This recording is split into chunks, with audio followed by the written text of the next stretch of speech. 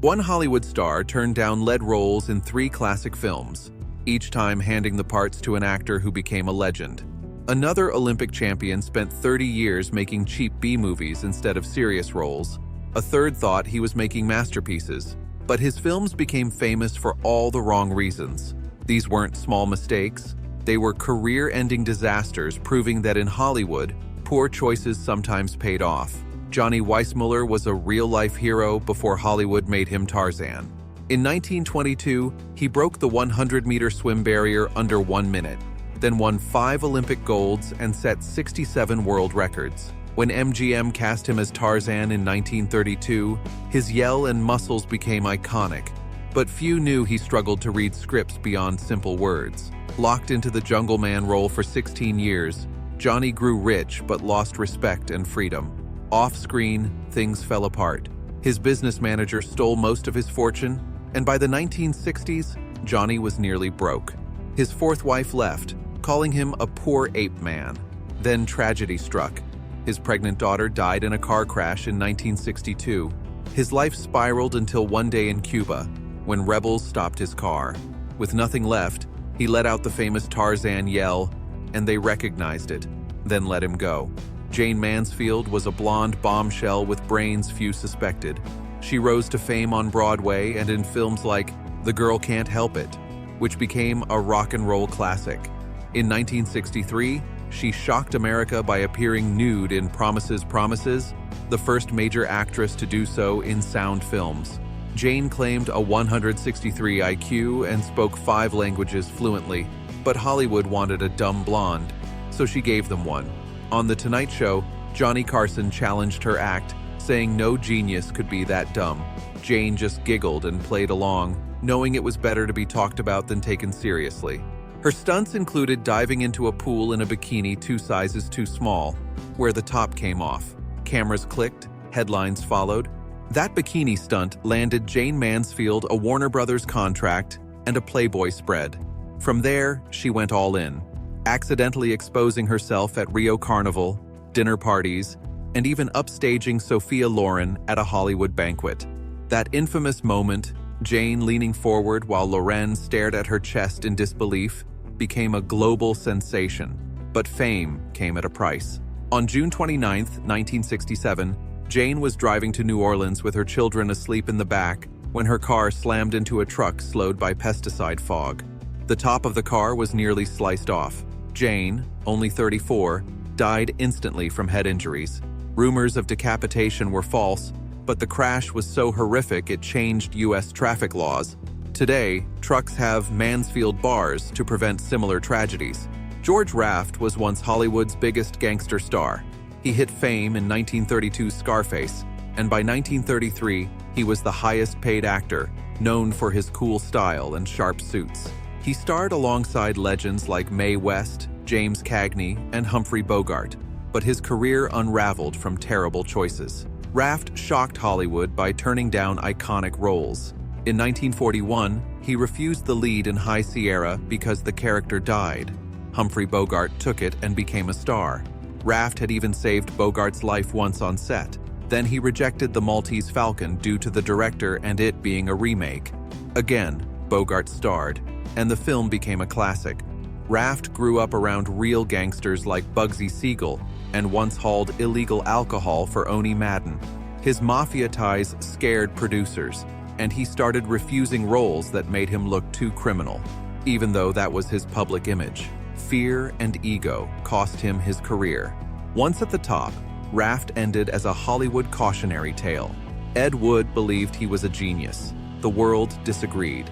His 1957 film Plan 9 from Outer Space was meant to be sci-fi horror, with aliens raising the dead to save Earth. But it was so poorly made, bad effects, stiff acting, odd editing, that audiences laughed for all the wrong reasons.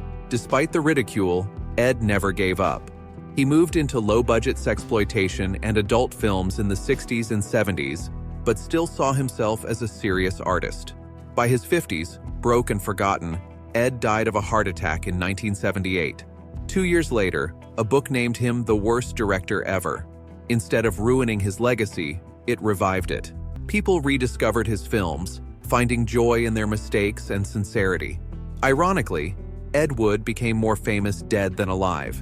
In 1967, a 21-year-old woman claimed he was her father from a brief WQ2 romance, shocking Ed and his wife, who dismissed her. Still, many saw the striking resemblance. Clarence Buster Crabbe pulled off a dramatic Olympic swim win in 1932, coming from behind to break the record. Hollywood noticed, and soon he was the star of Flash Gordon, Buck Rogers, and Tarzan, the only actor to play all three major pulp heroes of the 30s. But Crabbe stuck to low-budget serials, avoiding serious roles. He famously turned down High Noon in 1952, choosing another cheap movie instead. He later admitted he'd only made one A-list film, one. After Hollywood, Crabbe's business ventures failed, mirroring the financial downfall of rival Johnny Weissmuller.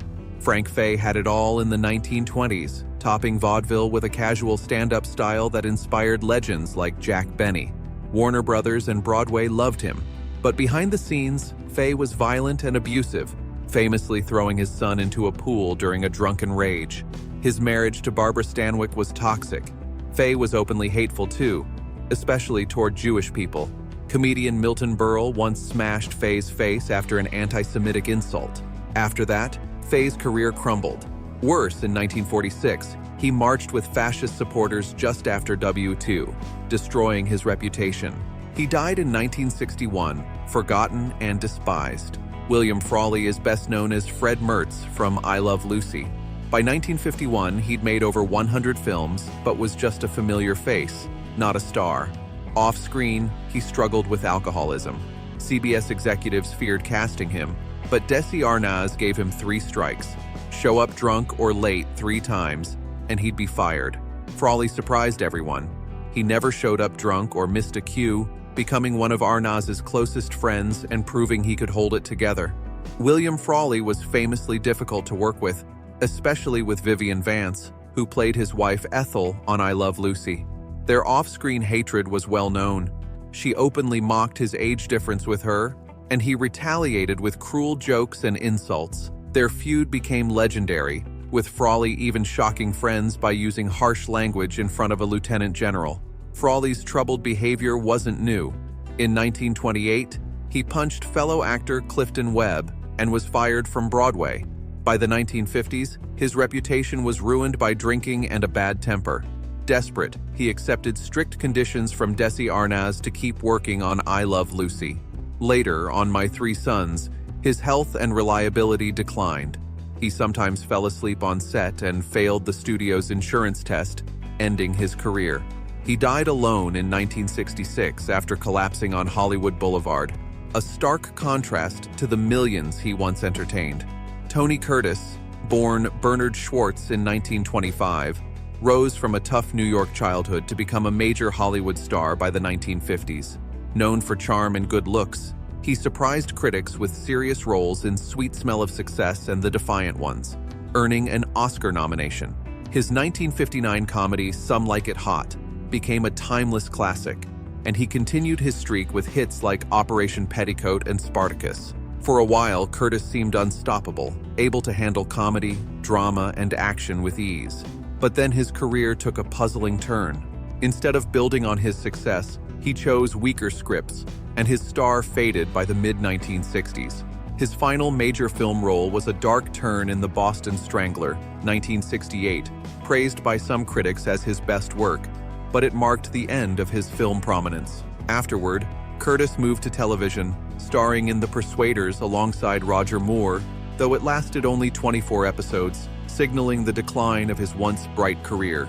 Tony Curtis's career decline was not just about fading fame, but about wasted potential. Once a star who matched wits with legends like Burt Lancaster, Curtis ended up mostly as a TV guest star.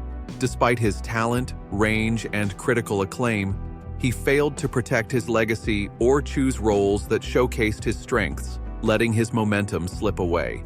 Guy Madison, born Robert Ozell Mosley, was a major TV star in the 1950s as Wild Bill Hickok, becoming a cowboy hero to many. He got into Hollywood by chance during WW and was renamed Guy Madison. Though famous for his looks, he refused acting training and struggled with his craft. His personal life was troubled, including a failed marriage to actress Gail Russell and a quick remarriage to Sheila Connolly.